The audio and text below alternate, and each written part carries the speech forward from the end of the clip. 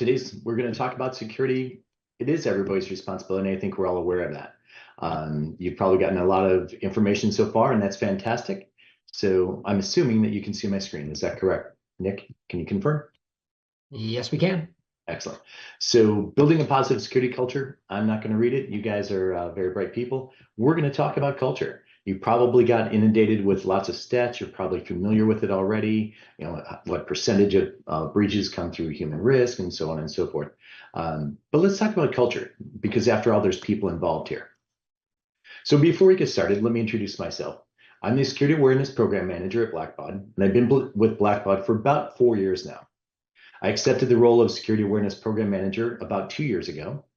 And I started that role about 2 weeks before CSAM was to kick off. And it was a little bit of a trial by fire and learning on the job. So it was a little bit of a challenge trying to manage all the security awareness things as well as CSAM. I'm originally from Chicago, but I live in South Carolina now. And just a little bit of fun. What I've learned throughout the years is that you're considered a native South Carolinian based on 3 criteria. One is that you have to live in South Carolina for at least 10 years. You have to have seen Hootie and Blowfish because they're from South Carolina. And you have to know that shrimp is actually a 2-syllable word. It's actually pronounced shrimp. So let's get started. So I am from Chicago, as I mentioned. I do have 2 favorite teams. It is the Bears and anybody playing the Packers. So a little bit about Blackbaud. Let's talk about us for a second. We are the world's largest software as a service company for social good. So what we do at Blackbaud, if you're not familiar with us, if you're familiar with the around Christmas, Thanksgiving time, there's Giving Tuesday. And so we get to open up the New York Stock Exchange with Giving Tuesday. What we do is on our platform is we provide a place for people to set up a webinar or website, collect money, and we mine our data for people who might be inclined to share with you, to give money to your cause. So for example, if you're a person who loves the stray cats in your neighborhood and you want to set up a cause for that, we'll look for people who might be inclined to give to that cause. And that's what we do. We take a percentage of that to run our platform, and the rest is yours. So we are the world's largest for that. So as I said, you're likely aware of all the stats related to cybersecurity risk. So I'm not going to be sharing stats with you and doing that sort of thing. We're going to talk about culture.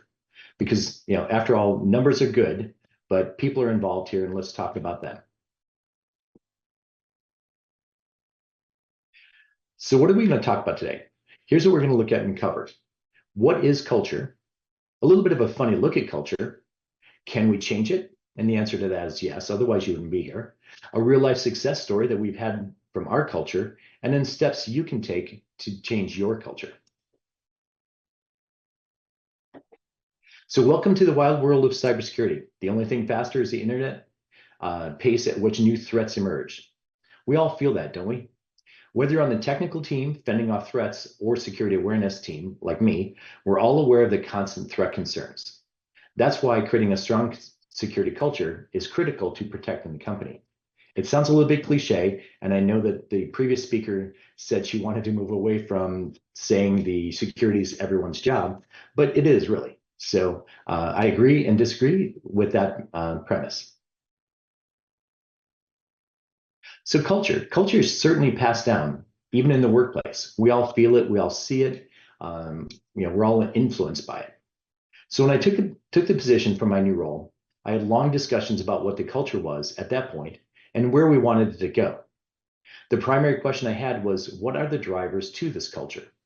In essence, what do I have to change? And what do I need to bolster that's already been done? After all, the people before me did some great work, and I don't want to discount that. Culture is deeply ingrained, and it can be a challenge to identify and change. So let's start with the definition of culture. I find it helps to understand the forces that shape a culture before you try to change it. At its core, it's behaviors, activities, and perceptions that define a culture. So let's have some fun. Let's take a look at some cultural norms that may surprise you.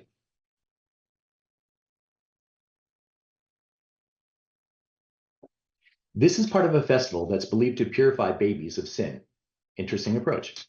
While this picture doesn't show it, it's one of several mattresses this poor guy had to jump over. I'm putting my child near the front because I'd be concerned after about 6 or so jumps that he might not have the same stamina. Some other cultural norms that you might not know of are often involving food. For example, in Bolivia, a coin is randomly baked into pastry. The person who finds that coin is expected to have good luck for the year. From my perspective, that's provided you don't choke on the coin. In Spain, once a year, people gather together to throw tomatoes at each other. As a side note, if you're throwing tomatoes at me, please use cherry tomatoes. In Italy, people throw oranges at each other to commemorate a battle between townsfolk and a ruling tyrant. So I'm going to give you a warning here. This is a dad joke ahead. Where I come from, we call this a random act of Valencia. Everyone in the company plays a part in your security process. Everyone also shapes the culture.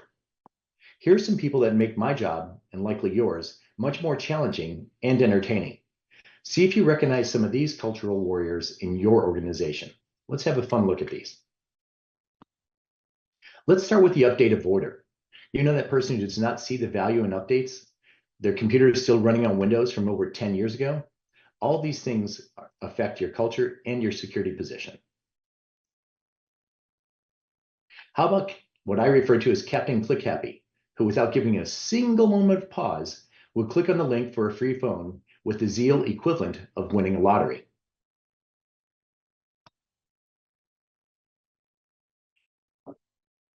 Captain Incognito, the incognito illusionist, as I call them, this person thinks they've gone dark with the internet equivalent of a Harry Potter invisibility cloak. They express confidence that no one can see their activity, so they proceed to all sorts of nefarious sites. I'm sure you have one of these people in your organization, what I refer to as the posted prodigy. They think they have the most cryptic method of password protection. So with a quick Facebook search, we discovered Mr. Wiggles, a bit of a simple math, and the password was cracked.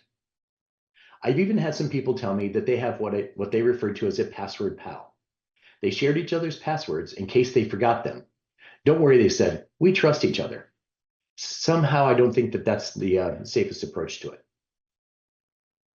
And last, my personal favorite, as a remote first company at Blackbaud, we often find our team members at local coffee shops using Wi-Fi. They wouldn't give the name of the Wi-Fi a second thought. Free Wi-Fi, free viruses. Nothing scary here from my opinion. All these people make up the culture.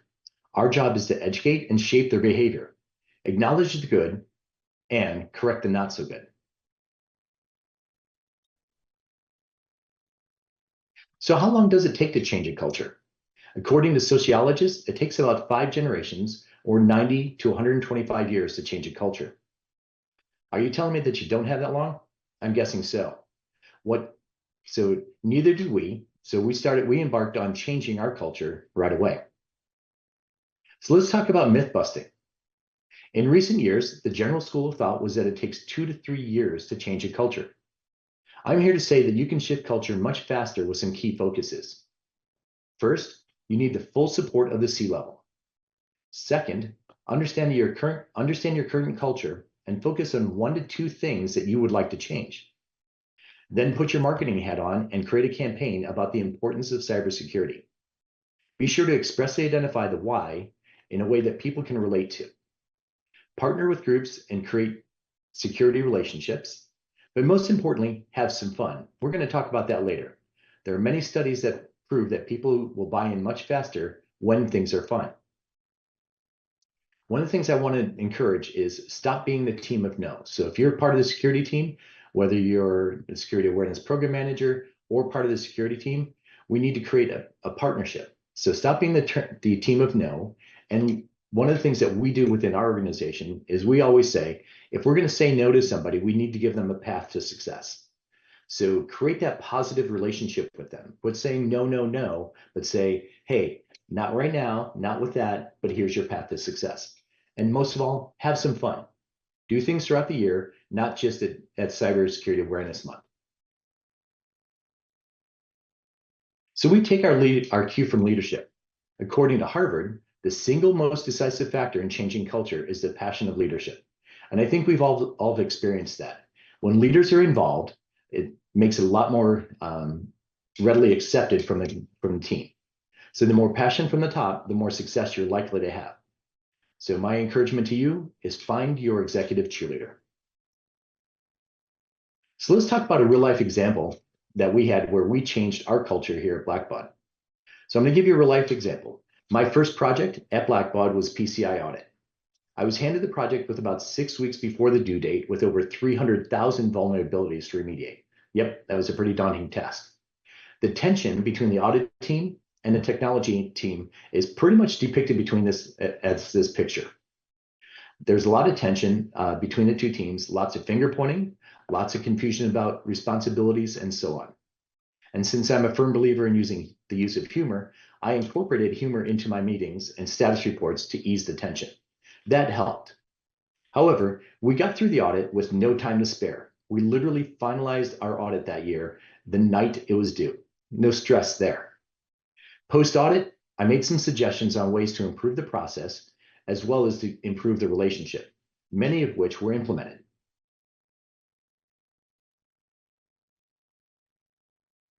So we created a campaign that I refer to as Alliance with Compliance. I reminded the tech teams that compliance is not their enemy, and compliance literally wants to clap their hands and say, great job. They just want to affirm that we're doing the right things. One of those frustrations was that the team felt compliance was dumping additional work on them. And I'm sure you've probably experienced that as well. However, from my perspective, audits happen every year like clockwork. So I suggested to our teams that we be more proactive and we build in sprints time for the compliance work. We also streamlined the process for managing the work to give better visibility. Did we hug it out? Not really, but yes, we did in sort of a way. We're now aligned and we work together as a team. We plan for audits. Our process gives us clear understanding of responsibilities, and our reporting gives us visibility to everybody. We no longer see each other as adversaries. So let's fast forward that to this year. We did have a success story. The second year, we literally finished 27 days ahead of the due date.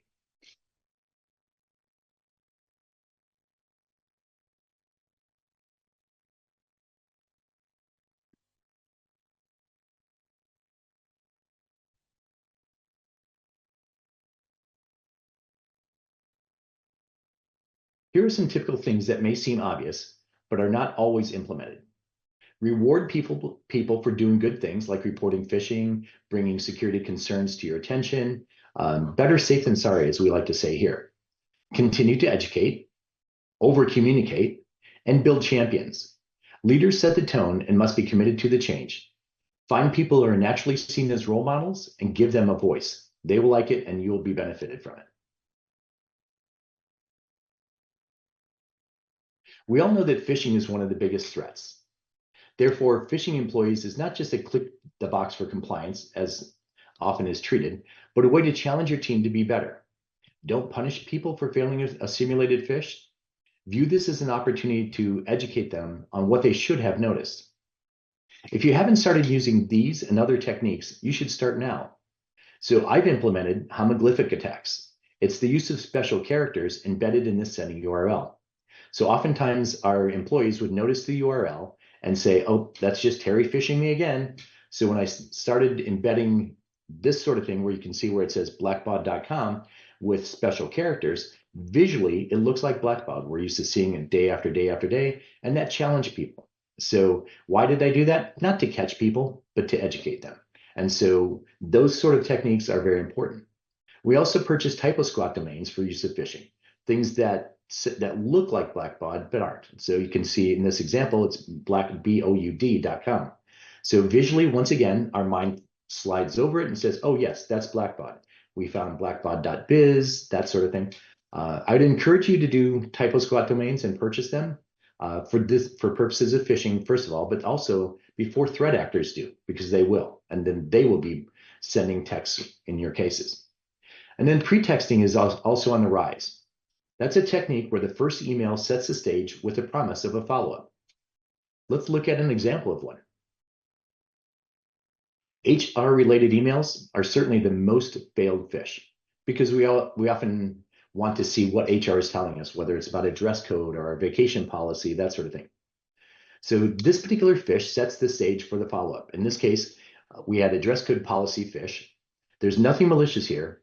Yes, it will generate a lot of talk because as a remote first company, that puts us in a position where we're always on camera.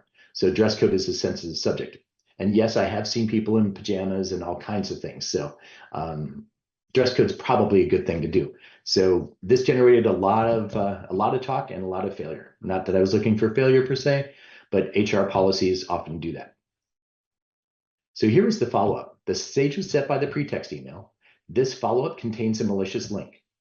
Everyone wants to know about the dress code. Plus, an offer to receive a clothing allowance was just too good for people to pass up.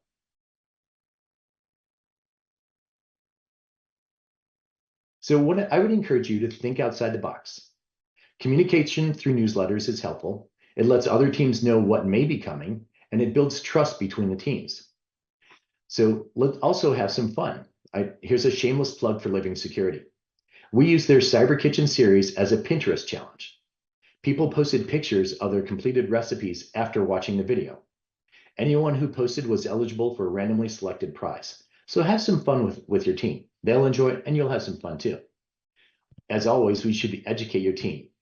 For example, what we do on the last Friday of each month, we take a security related topic and we break it down into easily understandable concepts.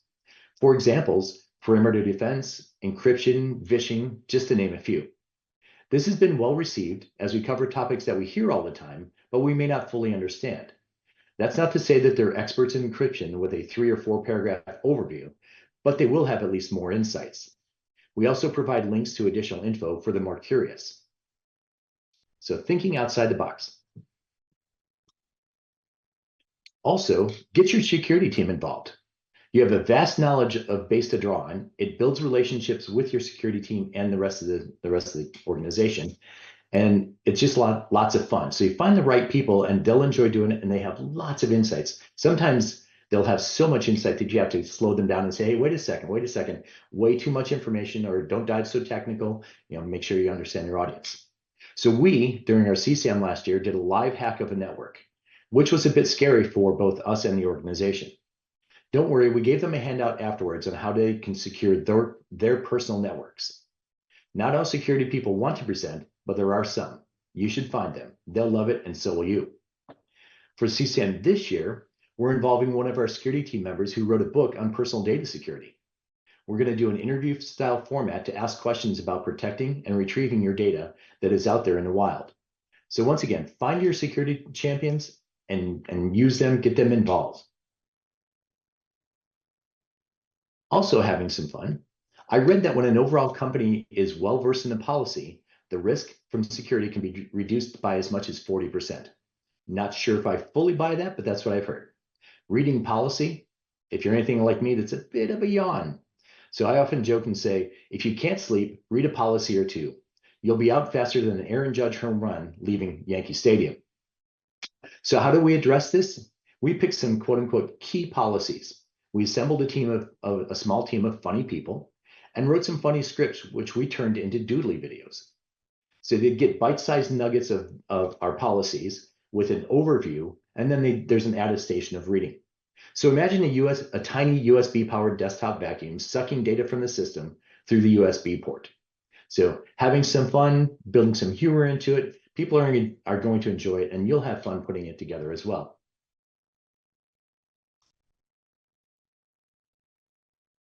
So the use of humor, make me laugh, as I like to say.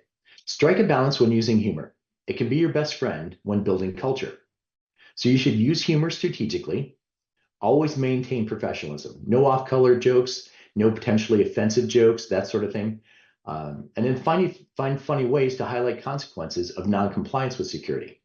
It'll be much more memorable and less threatening. You won't be the team of punishment. So once again, warning, dad joke ahead. What are a CISO's 2 scariest groups? Everybody outside the company and everybody inside the company.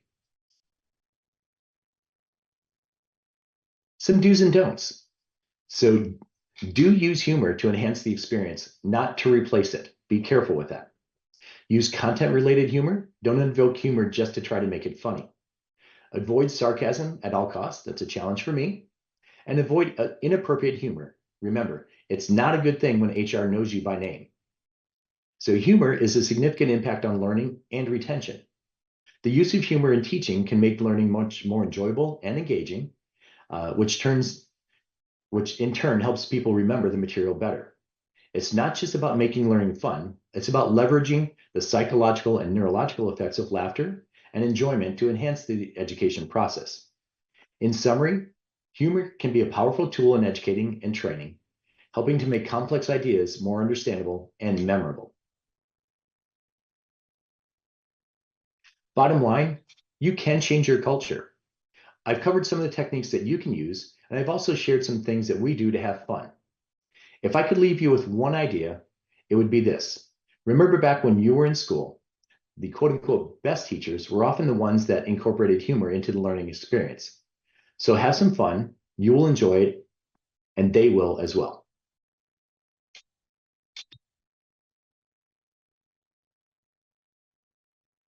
All right, so it looks like this is where the fun begins. If anyone has questions for Terry, feel free to throw them in the chat. While that's happening, Terry, you mentioned the kind of the humorous ways of shedding light on some things and the, as a learning moment. What are some of your favorites that you've used and seen at, other colleagues of yours use, things like that? Oh my gosh, there's just lots of fun stuff. We'll do like little funny videos with phone things. We'll ask people to decorate their desk with Post-its where they have password things, that sort of stuff. We try to have some fun with it. We find these small things. We designed a perimeter defense as a castle, to try to give people kind of a visual connection of what a perimeter defense looks like and why it's important and why they're on the very front lines near the moat trying to protect the castle. So we try to give them visual, kind of fun connection points that help them relate to what we're after. But you got to be careful not to over-educate because when you educate all the time, what you'll find is it starts to become an annoyance. So you got to find that fine balance between the two. Yeah, it's not an easy balance to strike, Yep. especially if you're trying to do, a little 30, 60-second video. Yes. Some sort of, right, like you got to get your joke across, but you still need them to hang around long enough to read the important stuff at the end. Yes. Um, so you mentioned Blackbaud having, you do some in-office stuff. You've also obviously got a heavy remote culture based Mhm. off that email that you put together. How have you balanced both in October and throughout the year the culture side of people being remote? That's a good question. Um, what we're not big on surveys because we generally find that surveys you get 2 to 3% of people that respond to it, so it's kind of a difficult measure. But Nick, we are, as you know, we're implementing Living Security's unified product, which will kind of give us a baseline measurement of security from a culture standpoint. So that's something that's important to us. But I do an approach what I refer to as MBWA management by walking around. And while we're remote, I don't really get to walk around per se. But I make connection points with people in the various departments. And I'm often just reaching out to them saying, hey, how you doing? Tell me a little bit about how you perceive security. And so I get feedback in that sense. Now, is it biased? You might think that that may be the case from a standpoint of, they're talking to a guy from security. So are they going to give me, any bad news? Yes, they do, by the way. So when things are, they perceive things not going right, they let me know. So one of the things that we wanted to do within our culture is security used to have this kind of mindset of it's security. We're just going to put in what we want to put in, and you guys just have to deal with it. And I wanted to change that culture, that perception. And so when I first took my role, one of the things that I got a lot of feedback on was, security is like a bully. And I know they're trying to do right by the company, but they're locking down everything. I can't even do my job. They don't tell me. Next thing you know, I'm operating one way, and now I can't do my job. And so we wanted to change that to say, wait a second, we can't just be the bully. We can't just be the team of no. We want to make sure that we're embraced by the company. And so communicating and telling them what we're doing and why we're doing things goes a long way. But in addition to that, as I mentioned earlier, one of the things that we want to do and we make sure that we do a good job of is if we're going to start to shut something down, we tell them way ahead of time. we're going to, unless it's an emergency, and we all get that, we're going to shut this down. But here's your avenue for success. Here's how you can do what you're doing, but in a much safer approach. So when we started telling the people the why, not being the team of no, and building that path for them to continue to do their job well, and without the friction there, that changes the dynamic of the relationship with our security team.